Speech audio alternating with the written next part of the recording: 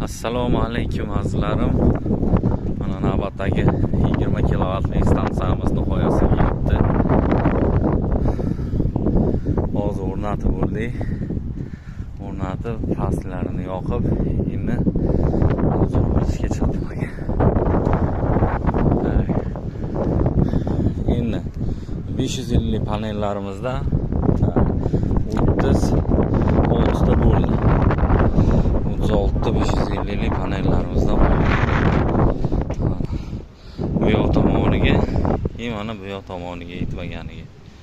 Akamni o'ylariga juda svet ko'p ishlar ekan, svetga xarajat qilar ekanlar. Mana hozir 20 kilovatlik stansiya qurib berdik.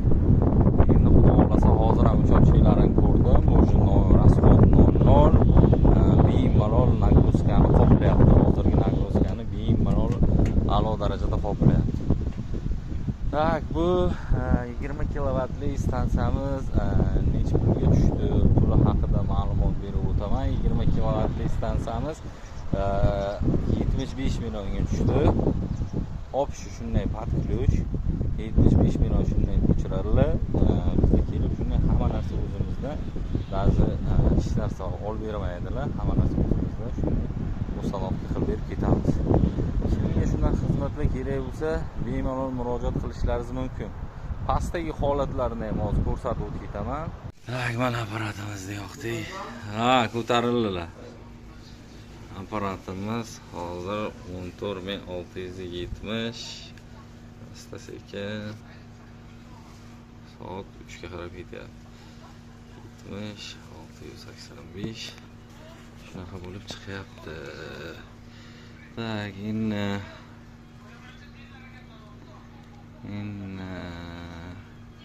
panellarimizdan keladigan holat 493 456 455 bunisi 10348 watt chiqaryapti bundan. Mana bunisidan 4737. Tak, endi mana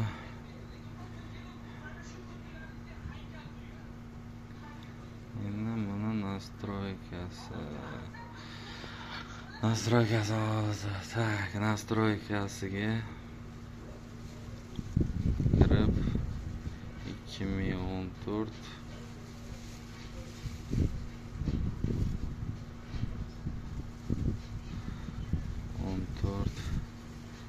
terib. Tak, endi напряжение ko'tarilib tushirilishiga ставка. Tak, mana shuni almashtiramiz hozir. Mana user definite degan anasiga qo'yamiz, mana ishib ketamiz.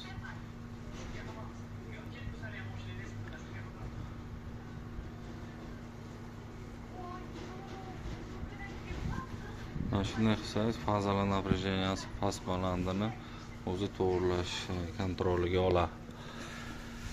Yaratuvchi akalar kimga shunaqa xizmatlar kerak bo'lsa, bemalol murojaat qilishlaringiz mumkin.